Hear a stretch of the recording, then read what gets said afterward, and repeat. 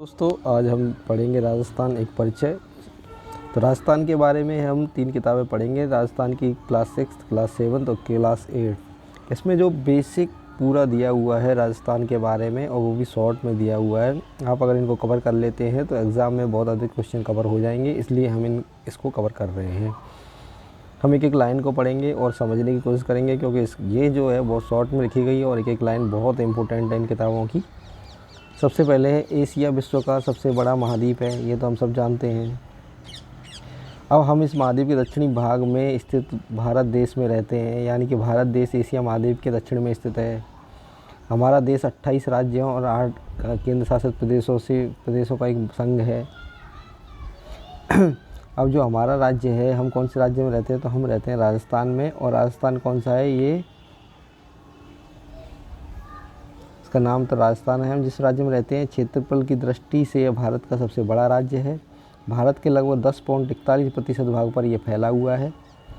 आज़ादी के बाद वर्तमान राजस्थान का स्वरूप सन 1948 से 1956 तक चली राज्य एकीकरण की जो प्रक्रिया थी, उसके फलस्वरूप सामने आया था।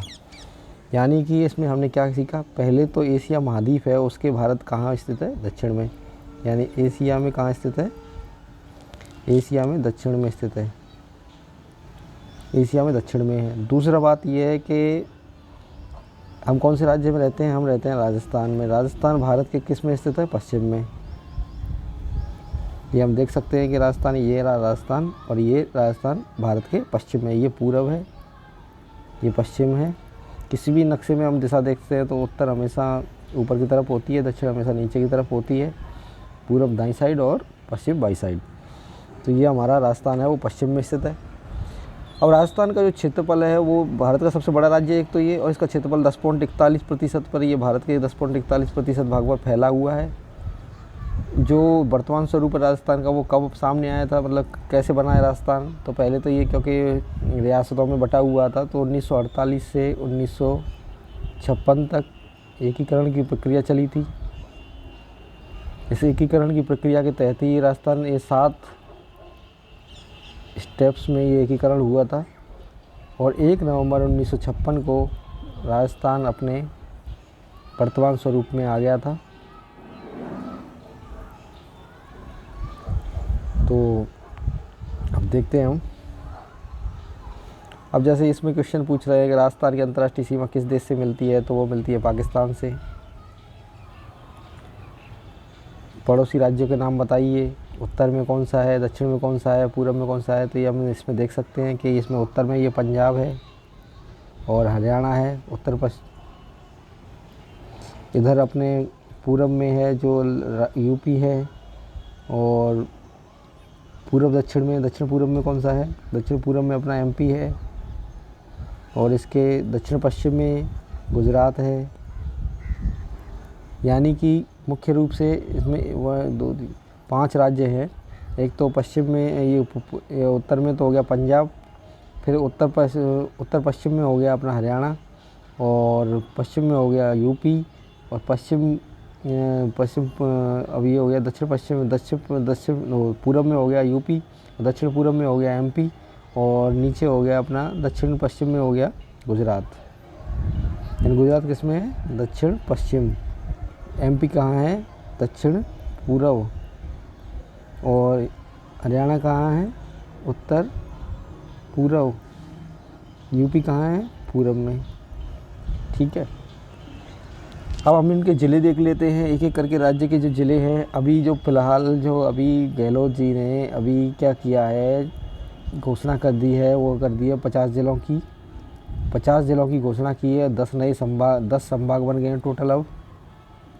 यानी कि टोटल 50 ज़िले हो गए हैं अब, 50 ज़िले टोटल हो गए हैं कुल। तो हम उसके बाद देखेंगे अभी कौन कौन से ज़िले कैसे बनाए हैं, वो तो हम बाद में देखेंगे, करंट में कवर करेंगे इसको। अभी जो फ़िलहाल हम जो पढ़ रहे हैं कि बुक, उसमें अभी जो ज़िले दिए हुए हैं उनके एक बार सिचुएशन देख लेते हैं कैसे कैसे है। ये जो भाग है, ये पूरा रेगिस्तानी भाग है। ये रेगिस्तानी भाग है, और इस रेगिस्तानी भाग में कौन कौन से ज़िले आ रहे हैं, जैसलमेर, बीकानेर, चूरू, सीकर, झुंझुनू, नागौर, जोधपुर, बाड़मेर, जालौर, सिरोही, पाली। ये अपना मेन रूप से रेगिस्तानी भाग है। यहाँ पर ये अरावली निकल रही है, करीब यहाँ से अरावली निकल रही है। तो अरावली अपने अलवर, जयपुर, अजमेर, रीवा, राजसमंद, उदयपुर से होकर निकल रही है ये। अब इधर जो है ये बीच में, यानी ये तो बीच में हो गया। अब ये अपने भरतपुर है पूरब में, और धौलपुर है, और इधर ये करौली है, ये दौसा है, ये हमने सवाई माधोपुर है, ये बूंदी है, टोंक है, कोटा है, बारा है, झालावाड़ है, प्रतापगढ़ है, चित्तौड़गढ़ है, भीलवाड़ा है, डूंगरपुर है, बांसवाड़ा है, उदयपुर है। अभी जो 3 नए संभाग बनाए हैं उनमें एक तो ये पाली है, पाली को बनाया है, ये पाली को नया संभाग बनाया है। दूसरा जो संभाग है यानी पाली को नया संभाग बनाया है, और एक अपने सीकर को नया संभाग बनाया है, और एक हमारा ये बांसवाड़ा को नया संभाग बनाया है। यानी 3 नए संभाग बना दिए अभी, 7 पहले थे। अब राजस्थान की भौगोलिक दृष्टि से भारत के उत्तरी पश्चिमी भाग में स्थित है राजस्थान, और कहाँ से कहाँ तक है, 23 डिग्री 3 से 30 डिग्री 12 उत्तरी अक्षांश, यानी उत्तरी अक्षांश में स्थित है। यानी ये कर्क रेखा के उत्तर में स्थित है राजस्थान। तो कहाँ पे है, 23 डिग्री 3 से 3 मिनट से 30 डिग्री 12 मिनट इसका। और पूर्वी देशांतरों में इसका जो विस्तार है वो है 69 डिग्री 30 से 78 डिग्री 17 मिनट। कुल क्षेत्रफल लगभग 3,42,239 वर्ग किलोमीटर है। 3,42,239 वर्ग किलोमीटर है। 3,42,239 वर्ग किलोमीटर। उत्तर से दक्षिण विस्तार 826 किलोमीटर है, और पूर्व से पश्चिम विस्तार है वो 869 किलोमीटर है।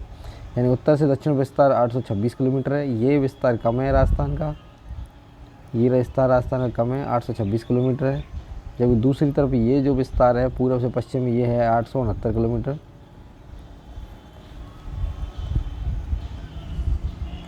अपने मुख्य रूप से क्या क्या चीज़ देख ली। एक तो इसका विस्तार है वो 23 डिग्री 3 से लेकर 30 डिग्री 12, 23 डिग्री 3 से मिनट से 30 डिग्री 12 मिनट। ये तो इसका उत्तरी अक्षांश में हो गया। यानी कि नीचे से ऊपर कैसे है, तो ये 23 डिग्री 3 से चालू हुआ है और 30 डिग्री 12 तक है। पूर्व पश्चिम कैसे है, तो पूर्व पश्चिम में इसका पूर्व पश्चिम में जो विस्तार है, पूर्वी देशांतर है, ये पूर्वी देशांतर में स्थित है इंडिया पूरा ही पूर्वी देशांतर में है। उसमें भी राजस्थान अपना है जो 69 डिग्री 30 से 78 डिग्री 17 पूर्वी देशांतर में है। अब इसको थोड़ा सा मिटाते हैं।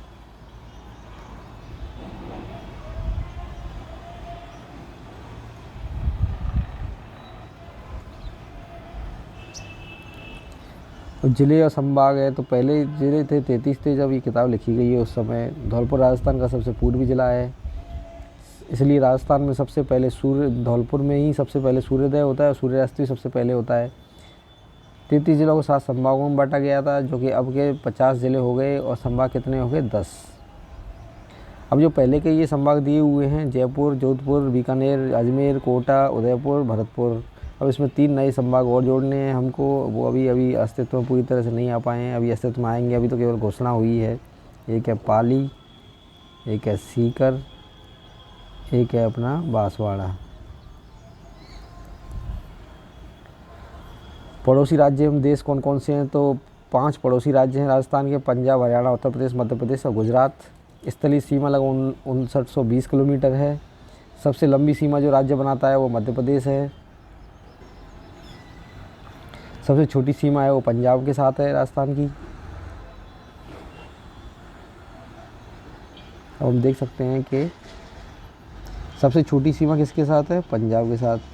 सबसे बड़ी सीमा किसके साथ बनाता है, मध्य प्रदेश के साथ। और टोटल सीमा कितनी है, 5920 किलोमीटर स्थलीय सीमा राजस्थान की। 5 राज्यों से मिला हुआ है। पश्चिमी अंतर्राष्ट्रीय सीमा जो है वो पाकिस्तान देश से मिलती है, जो लगभग 1070 किलोमीटर लंबी है। यानी 1070 किलोमीटर लंबी राजस्थान से पाकिस्तान से ये सीमा बनाता है, 70 किलोमीटर। और इस रेखा को क्या कहते हैं, रेड क्लिफ रेखा कहते हैं इसको, रेड क्लिफ रेखा कहते हैं इसको। इसका निर्धारण जो है वो 1947 में हुआ था, वो बंटवारा जब हुआ था उसी समय हुआ था। इनका निर्धारण वो है रेड क्लिफ ने किया था, तो उनके नाम पर ही इसका रेखा का नाम रखा गया है। अब देख रहे हैं एकीकरण क्या कहते हैं, सबको मिलाकर एक करना। संभाग सुचारू प्रशासन हेतु बनाया कुछ जिलों का समूह, यानी संभाग क्या होता है, कुछ जिलों को मिलाकर प्रशासनिक ढंग से, जिससे प्रशासन ढंग से चल सके, कुछ जिलों को मिलाकर एक नया केंद्र बना दिया जाता है, ये संभाग कहते हैं। केंद्र शासित प्रदेश कौन से होते हैं, कुछ ऐसे क्षेत्र हैं जहाँ केंद्र सरकार द्वारा शासन किया जाता है, ऐसे क्षेत्र कहलाते हैं केंद्र शासित प्रदेश। नेक्स्ट है राजस्थान का इतिहास। अब आ जाते हैं इतिहास में, ये है चैप्टर 2। तो चैप्टर 2 में अब पढ़ेंगे, सबसे पहले देखेंगे कि कैसे कैसे राजस्थान, तो प्राचीन काल में राजस्थान एक राजनीतिक इकाई नहीं था। ये प्राचीन काल में राजस्थान जो है विभिन्न जनपदों और अंचलों में बटा हुआ था, और उनके नाम थे वो ज़्यादातर वहाँ रहने वाली जो जाति थे उनके नाम पर थे, जैसे जांगल, मरू, या तो स्थान के नाम पर थे या फिर जाति के नाम पर थे। अर्जुनायन, सिवी, मेवात, हाड़ौती, ये नाम थे। ये जांगल प्रदेश कहलाता था, ये मरुकांतर कहलाता था पश्चिमी भाग, ये मत्स्य प्रदेश कहलाता, ये सूरसैन। सूरसैन तो पूर्वी भाग में थे, जांगल प्रदेश जो था वो उत्तर पश्चिमी में था, और पश्चिमी भाग में मरुकांतार।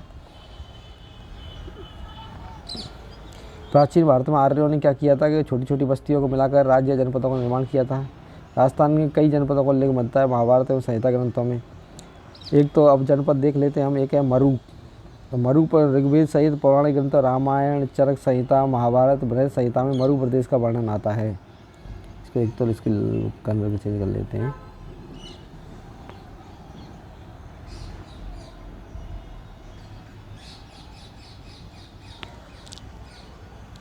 तो मरू प्रदेश जो है वो आर्यों का प्रारंभिक जनतंत्र था।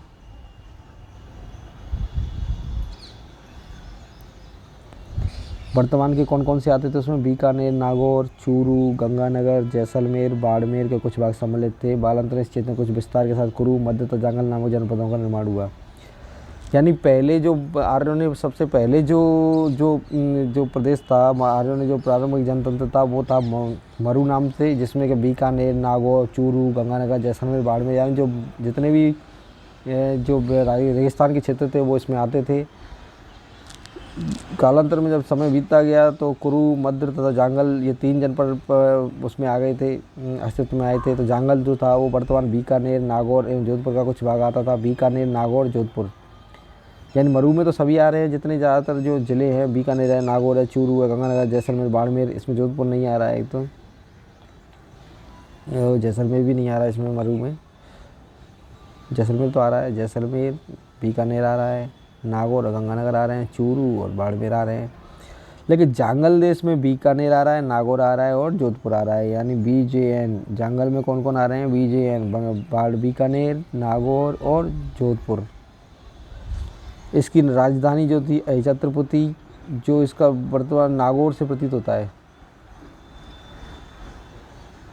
ये ऐसा भी कहा जाता है कि पौराणिक जो आख्यान है उसके अनुसार जो बलराम और श्री कृष्ण हैं वो जब द्वारका जा रहे थे तो इसी प्रदेश से गुजरे थे, यानी कि मथुरा से गए थे वो और द्वारका गए थे। तो द्वारका जा रहे थे तो वो इसी प्रदेश से होके गुजर के गए थे, वो जांगल प्रदेश से। मत्स्य का उल्लेख ऋग्वेद में मिलता है। महाभारत में मत्स्य जनपद की राजधानी विराटनगर बैराट बताई गई है। यह जनपद अलवर और जयपुर के मध्य स्थित है। इस स्थान का वर्णन चीनी यात्री युवान चांग ने भी किया है। यानी मत्स्य जनपद जो था, एक तो इसका महाभारत में उल्लेख है, इसकी राजधानी बताई गई है बैराटनगर, और ऋग्वेद में भी इसका उल्लेख है। दूसरा, ये चीनी यात्री आए थे युवान चांग, उन्होंने भी इसका वर्णन किया था, युवान चांग ने भी इसका वर्णन किया था। अब ये देख सकते हैं मत्स्य, अब इसमें देख सकते हैं 2 और भी है, जैसे योधे है, अर्जुनायन है, मालव है, शिवी है। सूरसेन, राजस्थान के भरतपुर, धौलपुर तथा करौली के अधिकतर भूभाग प्राचीन सूरसेन जनपद में सम्मिलित थे। यानी मत्स्य जो है वो तो है अलवर से लेकर और जयपुर तक का क्षेत्र, अलवर जयपुर के मध्य स्थित था, जबकि जो सूरसेन है उसमें भरतपुर, धौलपुर और करौली ये आते थे तीनों। राजधानी इसकी थी जो मथुरा थी, यूपी में जो मथुरा है वो इसकी राजधानी थी। इस जनपद की, सूरसेन जनपद की राजधानी कौन सी थी, मथुरा।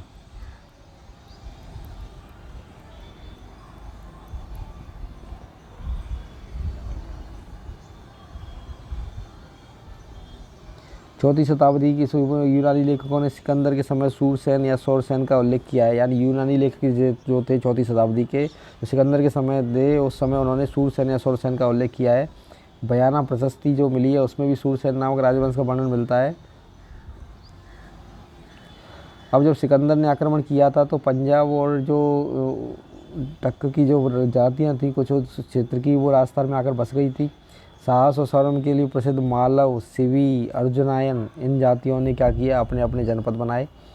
तो सिवी जनपद जो है उदयपुर के पूर्व, पश्चिम तथा उत्तर का संभागीय प्रदेश में सिवी जनजाति ने आधिपत्य स्थापित किया। पूर्व, पश्चिम तथा उत्तर का संभागीय प्रदेश सिवी जनपद के नाम से जाना जाता है। इसकी राजधानी थी वो क्या थी, माजमेका, यानी कि माजमेका इसकी राजधानी थी। सिवी जनपद की कौन सी थी, मजमेका। सिवी जनपद की राजधानी कौन सी थी, मजमेका। याद रखना है थोड़ा राजधानी वगैरह भी, क्योंकि मेल कराने के लिए आ सकती हैं। या माध्यमिका, यानी कि सिवी जनपद की जो राजधानी थी वो या तो मध्यमिका या मजमेका या फिर माध्यका थी। इसके अवशेष जो हैं वो चित्तौड़गढ़ के पास नगरी नामक गांव के मिलते हैं। इस भूभाग को मेदपाट, मेवाड़ तथा प्रागवाट भी कहा जाता था। यानी कि जो सिवी जनपद था उसको क्या कहा जाता था, ये मेवाड़ के आसपास के क्षेत्र से मिलते हैं, इसलिए इसको मेदवाट या फिर प्रागवाट, यानी कि मेवाड़ क्षेत्र से इसका मिलता है, इसलिए मेदवाट या प्रागवाट कहा जाता था।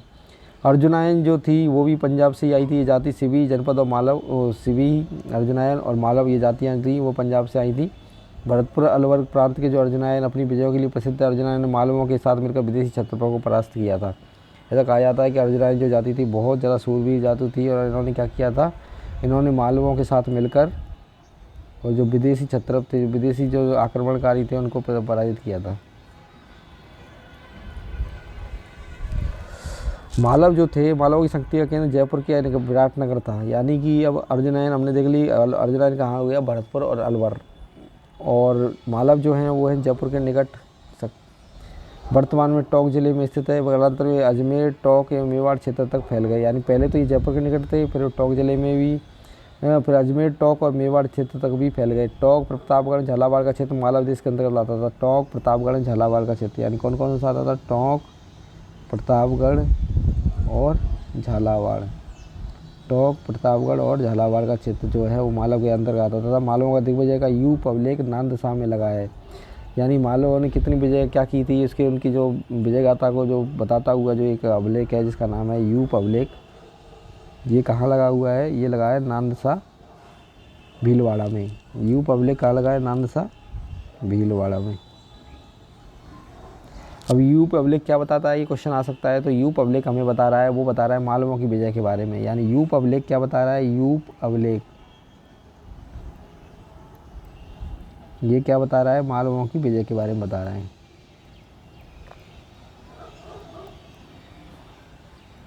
योधे जो थे उत्तरी भाग में, योधी भी एक शक्तिशाली गणतंत्र कबीला था, गणतंत्री कबीला था जो कुषाण शक्ति को नष्ट किया था। ऐसा कहा जाता है कि वो शायद योधियों ने ही उनको भगाया था, उनको नष्ट किया था। कुषाण शक्ति जो थी उत्तरी राजस्थान में, कुषाण शक्ति थी, उनको किसने पराजित किया था, तो इनको योधियों ने पराजित किया था।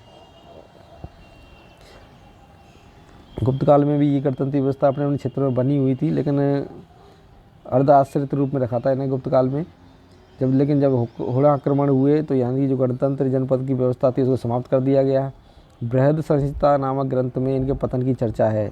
यानी कि यह पूछ सकता है क्वेश्चन कि कौन से ग्रंथ में इनकी पतन की चर्चा है, तो वो है बृहद संहिता।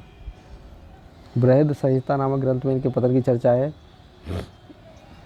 बाद में अन्य नाम और सीमाओं को लेकर इनके नाम आते, जैसे मेवाड़ हुआ, बागड़ हुआ, मारवाड़ हुआ, हाड़ौती हुआ, ढूंढाड़ हुआ, मेवात हुआ। नेक्स्ट अब आ गए मेवाड़, बागड़, मारवाड़, हाड़ौती, इनको हम देखेंगे। ढूंढा और मेवात ये सब आ गए। यानी कि जो आधुनिक बाद में जो नाम आए हैं ये आए हैं मेवाड़। तो अब मेवाड़ को देखते हैं। तो प्राचीन जो सिवी जनपद था उसको मेवाड़ कहा जाता है। आधुनिक उदयपुर, चित्तौड़गढ़, प्रतापगढ़, राजसमंद, भीलवाड़ा जिले मेवाड़ राज्य के क्षेत्र रहे थे। तो 7वीं शताब्दी से लेकर आधुनिक जो राजस्थान का निर्माण हुआ था तब तक गोहिल और सिसोदिया वंश का राज्य पर शासन रहा था। नागदा, आहड़, कल्याणपुर, चित्तौड़गढ़, कुंभलगढ़, चामड़, उदयपुर आदि समय पर इसकी राजधानी रही थी। यानी राजधानी बदलती है, नागदा रही, आहड़ रही, कल्याणपुर रही, चित्तौड़गढ़ रही, कुंभलगढ़ रही, चामड़ रही, उदयपुर रही। यहाँ की बोली जो है वो मेवाड़ी है। यानी कि कौन कौन सी राजधानी रही? नागदा, आहड़, कल्याणपुर, चित्तौड़गढ़, कुंभलगढ़, चामड़, उदयपुर। बागड़ जो क्षेत्र है, बागड़ जो क्षेत्र है वो 2 क्षेत्र बागड़ है, एक तो डूंगरपुर बांसवाड़ा और दूसरा पिलानी के पास नारायण भादरा नोहर तक कन्नड़ा का क्षेत्र। यानी कि एक तो पिलानी के पास है और दूसरा है डूंगरपुर बांसवाड़ा को। जो अधिकतर दक्षिण राजस्थान के डूंगरपुर बांसवाड़ा हुआ कोई बागड़ या बागड़ कहा जाता है, उसकी बोली को बागड़ी कहा जाता है। यानी बागड़ जो है वो कौन सा है? वो है डूंगरपुर बांसवाड़ा क्षेत्र को ज़्यादा माना जाता है और इसकी जो बोली है उसको माना है बागड़ी। अब मारवाड़ जो था प्राचीन मरु प्रदेश था, वही आगे जाके मारवाड़ के रूप में बस अस्तित्व में आया। 7वीं सदी में इसके मंडोर क्षेत्र में गुर्जर प्रतिहारों ने शासन किया। बाद में इस क्षेत्र पर राठौड़ वंश का आधिपत्य स्थापित हो गया था। हाड़ौती, तो हाड़ौती जो है वो आधुनिक बूंदी और कोटा का जो क्षेत्र है वो हाड़ौती कहलाता है। प्राचीन इसके ऊपर मीणा जाति का जो जनजाति का आधिपत्य था। मीणा वंश का बूंदा के नाम पर ही बूंदी का नामकरण हुआ था। यानी बूंदी की जो नामकरण किया गया था वो मीणा वंश के जो बूंदा थे उन्हीं के नाम पर किया गया था। चूँकि बाद में कालांतर में चौहान वंश की हाड़ा शाखा ने इस क्षेत्र पर अधिकार कर लिया, तब इस वो को यहाँ की बोली को हाड़ौती कहा जाने लगा। यानी पहले बूंदी को बसाया भी बूंदा ने था और यहाँ मीणा वंश का शासन था, लेकिन बाद में चौहान वंश की जो हाड़ा शाखा थी उन्होंने इस क्षेत्र पर कब्जा कर लिया, तब से इस भाग को हाड़ौती कहा जाने लगा। ढूंढाड़ क्या है? ढूंढाड़ जो जयपुर और उसके आसपास का जो क्षेत्र है वो ढूंढाड़ नाम से प्रसिद्ध है। कछवा राजपूतों ने यहाँ पर स्थानीय जाति ने बीणा और बड़गुजरों को पराजित कर दिया और इस भाषा की जो भाषा है वो ढूंढाड़ी कहलाती है। यानी कि जयपुर में पहले यहाँ भी क्या था? मीणा और बड़गुजरों का शासन था। फिर क्या हुआ? इन्होंने कछवाओं ने क्या किया? इनको पराजित कर दिया तो ये यहाँ पर, और इनकी जो बोली थी वो ढूंढाड़ी कहलाती। अब आ गया मेवात। तो मेवात जो है वो अलवर भरतपुर का जो क्षेत्र है वो यहाँ मेव जाति की अधिकता रही, मेवात कहलाता है। मेवातियों का प्रसिद्ध नायक हसन खान मेवाती था, जो खानवा के युद्ध में राणा सांगा की ओर से बाबर के विरुद्ध लड़ता हुआ मारा गया था। यानी जो मेवातियों का जो सबसे प्रसिद्ध जो वो है नायक है वो है हसन खां मेवाती, जो कि राणा सांगा की तरफ से लड़ा था और राणा सांगा की तरफ से ये बाबर के विरुद्ध लड़ा था और उसमें ये मारा गया था। अब इन सब क्षेत्रों के अलग अलग अतिरिक्त भी कुछ क्षेत्र जैसे जैसलमेर को मांड या बल्ल कहते थे। जोधपुर का दक्षिणी भाग है वो गुर्जरत्रा कहलाता था। प्रतापगढ़ को कांठल कहते हैं। झालावाड़ का क्षेत्र मालवा, चूरू, झुंझुनू, सीकर वाला क्षेत्र शेखावाटी, ब्यावर अजमेर का क्षेत्र मेरवाड़ा, राजस्थान और इसके व्यंजन। अब मतलब ये हमने देख लिए कि सब देख लिए ज़्यादातर। यानी कौन कौन से हैं कि जैसलमेर को क्या कहते हैं? मांड या बल्ल। जैसलमेर को क्या कहते हैं? मांड या बल्ल। और जोधपुर को गुर्जरत्रा।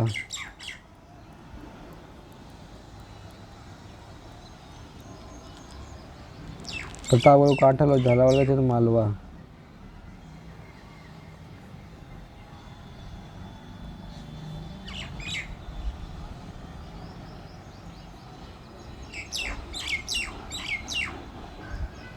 चूरू, झुंझुनू, सीकर वाला क्षेत्र शेखावाटी। चूरू, झुंझुनू और सीकर ये शेखावाटी। जबकि जो ब्यावर अजमेर है वो मेरवाड़ा।